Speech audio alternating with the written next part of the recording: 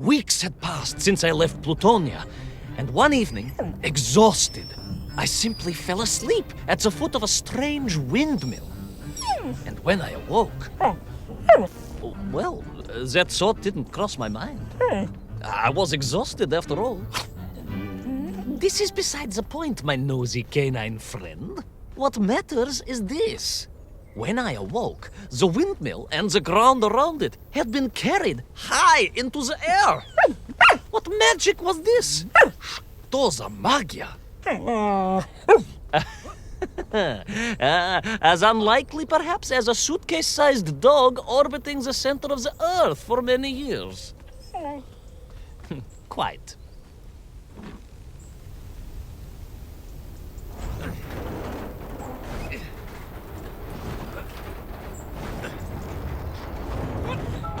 Quick as a flash, Kakmonia, my training leapt into play, and I began to paddle the strange contraption through the clouds in search of answers. It is entirely possible that a miller who owns a windmill capable of levitating high into the air may also own a flying machine. Oh, now you're just being silly. May I continue my recounting of how I sailed over the sky gardens towards the mystical city of Peru? Oh, I must, my moi ushati drug. I must.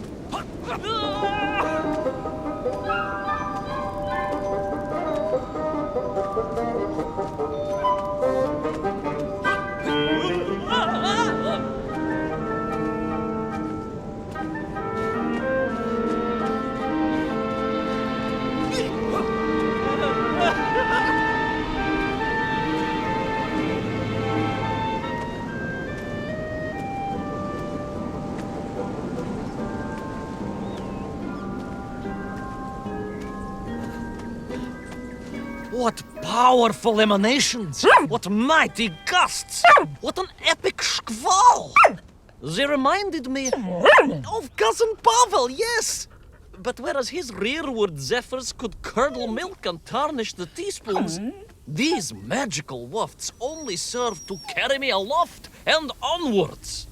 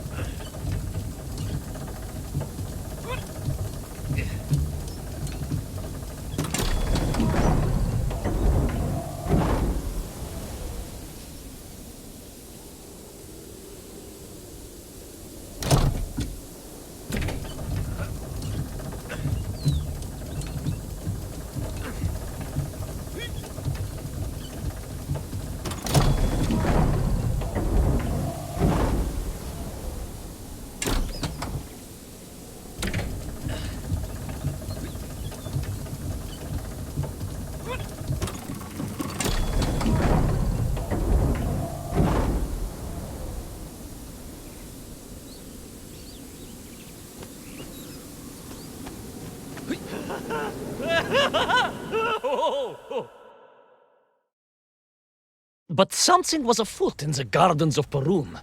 This horrid muck staining the surfaces and making my nose curl. Yes, it was positively Pavelian in scent. But it did not belong here. I think I once told you of Auntie Masha's passionate encounter in a cable car with the manganese entrepreneur from Chiatura. Now, Auntie Masha told me that there was a disagreeable stain and smell all around those factories and smelting works. Our industry is not without its dangers. Could it be that the once bucolic gardens of Perun were being corrupted by unchecked pollution? After all, science is a double-edged sword, my bristly confidant. Consider Zemikov. Of course. I apologize. Прошу прощения. Two-headed dogs is perhaps a rather insensitive analogy, but not without justification in this instance. I have seen the blemished lands around Norilsk, but I could not believe that I would find such pollution here. But this was nothing to the true horror of what was shortly to unfold.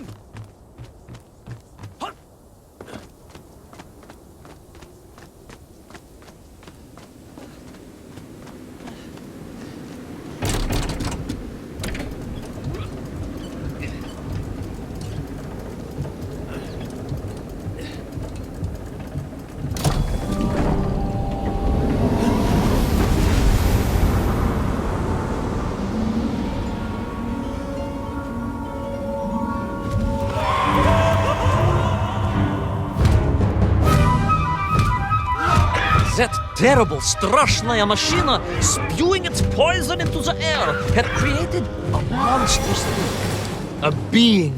A malignant spoiler of the noble and pure. And it had taken on the form of its prey. Well, of course. No, конечно, I was the prey. The citizens of Perun had clearly long since fled the evilly sentient smog, but I inadvertently wandered into its lair. Oh, I know. Misfortune seemed to dog me. Oh, sorry, I do apologize. To follow my every footstep. But no time to ponder, no time to bemoan the hand that fate had dealt me. No, all that was on my mind was escape, конечно.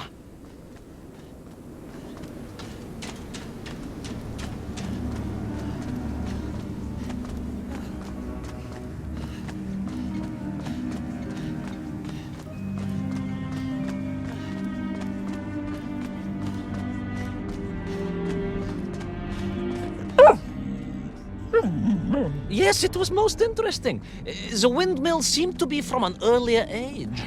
Perhaps this was a devastating warning of the destructive power of unfettered industrialization.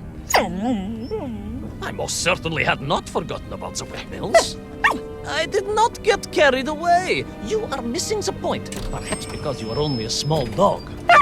Oh, a brilliant, brave, spacefaring dog, of course, but a small Sabashka nonetheless. If you perhaps listened more and interrupted less, I am just getting to the explanation of the windmills.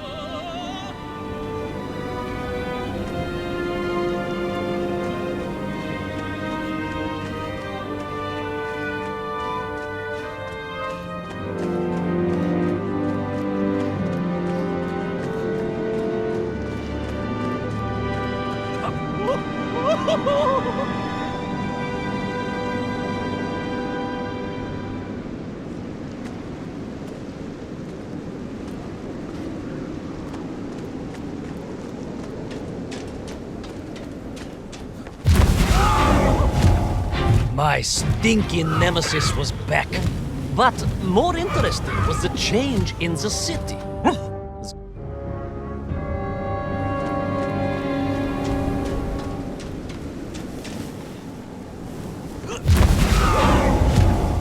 My stinking nemesis was back. But more interesting was the change in the city. The windmills were fading out, clearly obsoleted, mothballed, relics. Instead, a sense of an obsession with power was apparent.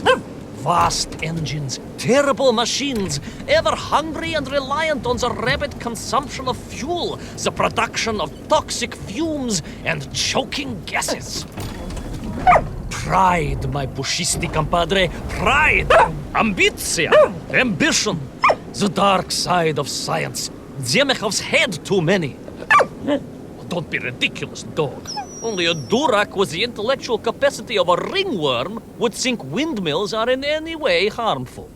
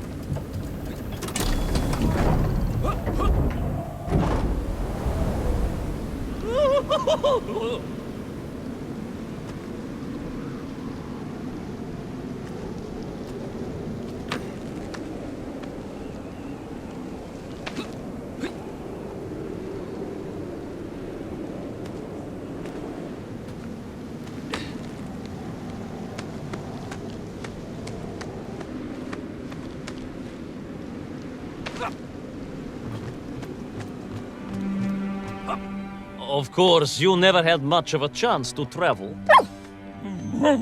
Sarcasm doesn't suit you. You don't have the tail for it. You do, at least, have a tail. Mind you, family gossip maintained that so did Uncle Rabliem. Although it was apparently little more than a stub, and a source of considerable discomfort and social anxiety for him.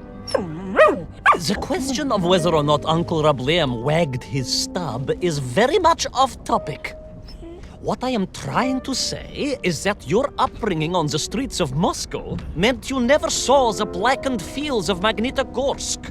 The sacrifices made by the valiant citizens of that industrial heartland, as they drowned in their own blight, even as they powered the state forwards.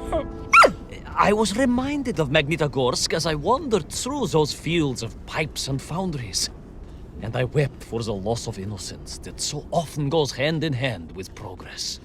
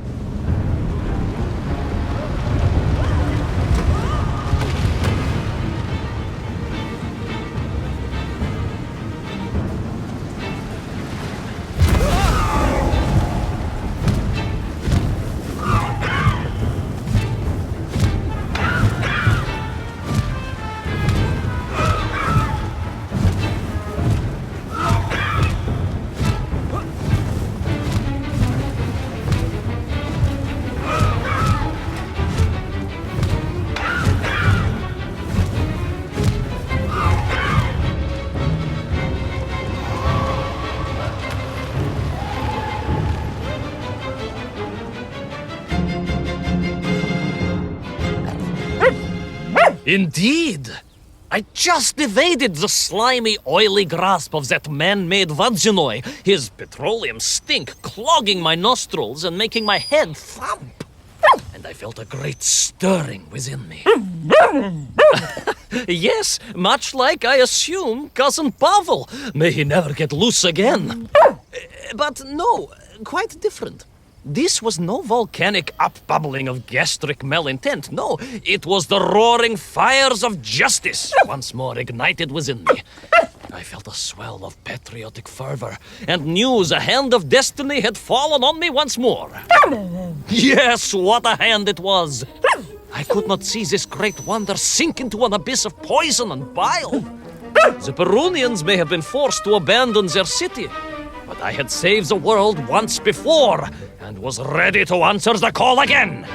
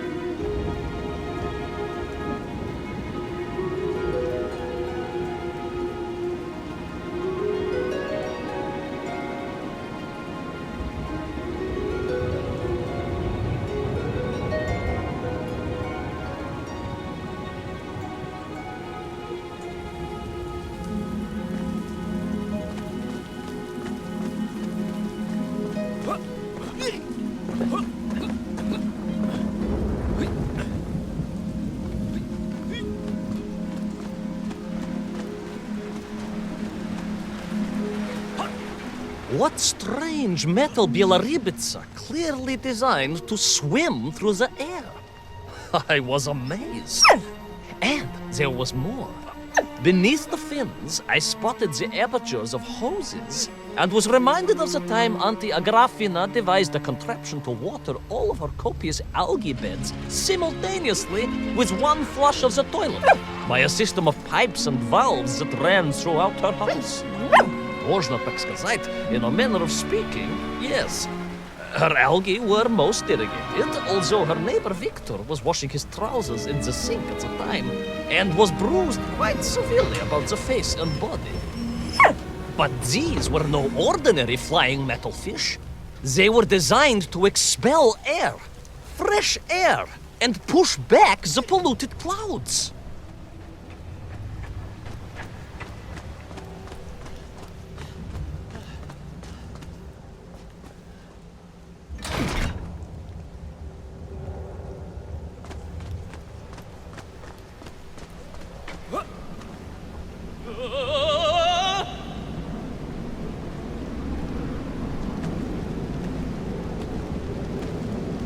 There is, of course, a fine tradition of looking to nature to solve problems of a scientific or military persuasion. Yes, as you well know. My nephew, Sergei... Yes, the very same. Poor lad with his dermatological eruptions. Well, Sergei was stationed recently at Kazachya Bukhta, where dolphins... dolphins were being trained as brilliant aquatic agents of socialism. Why not then be inspired by marine life? Why, there is a fish, I have heard, that can shoot jets of water from beneath the surface to knock its prey off little tiny twigs and into its mouth. If you were to tell the average mushroom sheriff that a dog would orbit the Earth, I suspect you would receive a similarly sneering response. No, that is because you are a small, hairy hound of uncertain parentage. I, on the other hand, am a cosmonaut, the product of many months of training, and I realized the answer to pollution was here all along. The Peronians, tragically, had simply never had time to finish their fleet. If only I could find a working, flying fish. If only. If only. Yes. If only.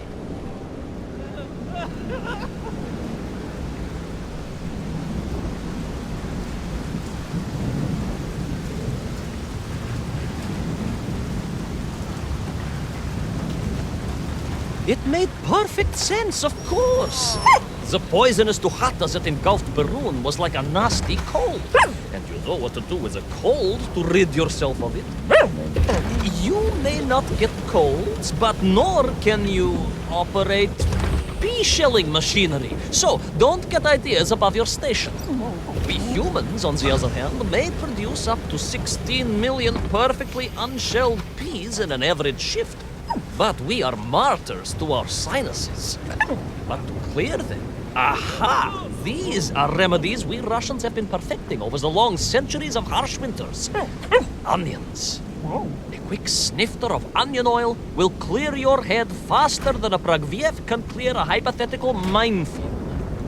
Yes, if I could find a functional fish, I would become that onion.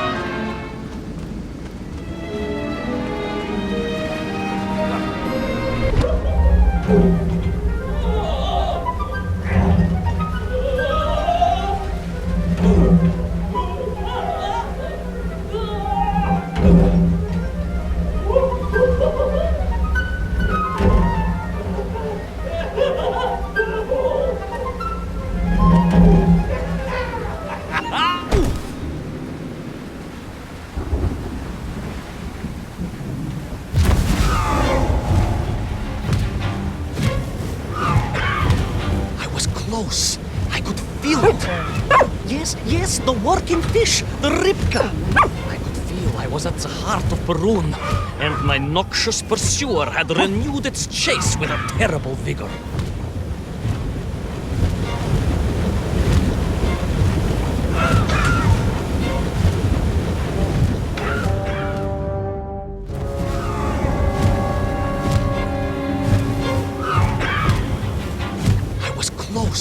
I could feel it.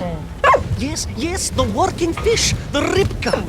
I could feel I was at the heart of Perun, and my noxious pursuer had renewed its chase with a terrible vigor.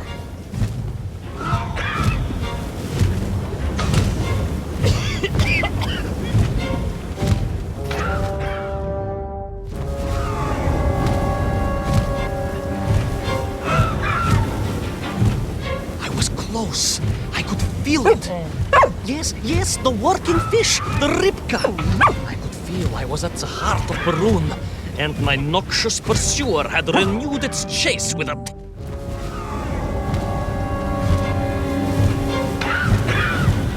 I was close. I could feel it. Yes, the working fish, the ribka. I could feel I was at the heart of Perun, and my noxious pursuer had renewed its chase with a terrible vigor.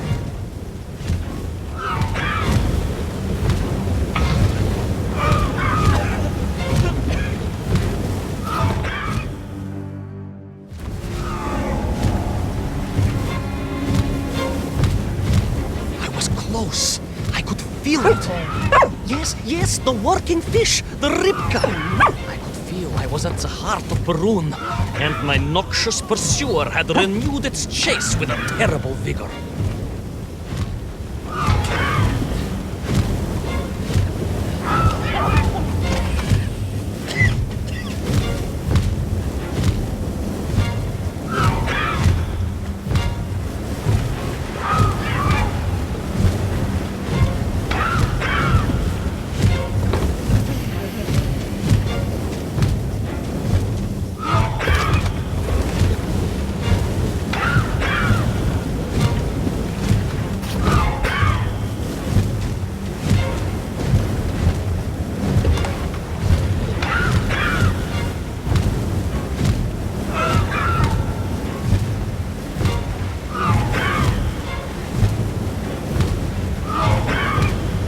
Not far now.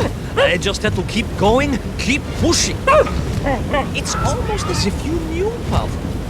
Uncanny. How about it?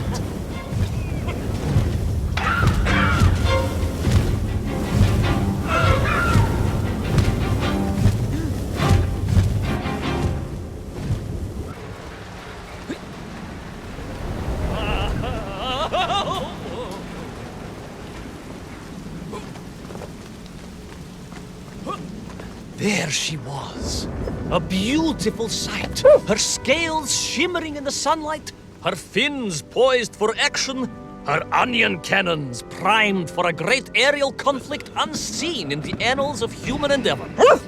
And you are just jealous it was a bigger flying machine than yours. No, my bilious pal, it was time for science to fight back. Yes, my hairy compatriot, Paechale! Onwards to victory!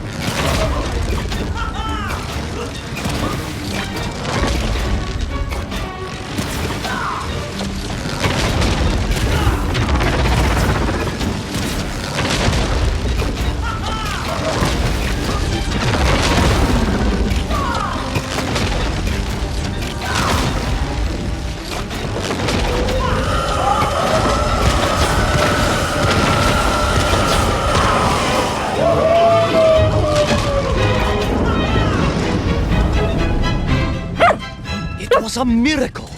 I found myself swooping through beautiful clear skies, the strange interior sunlight gleaming on the sides of my fishy vessel. I heard birds clear their little throats and begin their wondrous gvalt, the wind gently humming on the fins. And then, all of a sudden, under it all, well, you see, in my hurry, it didn't even occur to me to check how much fuel was carried in the strange craft. With a horrible splutter, the engines choked and died. Then suddenly we were plummeting downwards towards our doom. I did not. A simple mistake that many have made. Why, my Aunt Agrafina met her untimely demise being late for a fungal sculpting seminar and making exactly the same error. Only, unfortunately, it left her stranded in sub-zero temperatures just outside Pravachitsinsk. She wasn't found until 18 years after her own funeral, but was perfectly preserved. Remarkable, really. It is beside the point, yes. So, there I was. My fabulous ship had become a terrible prison. I was hurtling to my almost certain death. My triumph turned to tragedy. But then... well, you know what happened next. Even so, mooi magnati drug, that is a story for another time. A most extraordinary story, of course, filled with dangers and wonders, and canals, and invasions, and strange doorways to other worlds. But perhaps too long a story for now. Yes, indeed, my canine tabarish. Time for soup. Auntie Agrafina's famous borscht. Coming?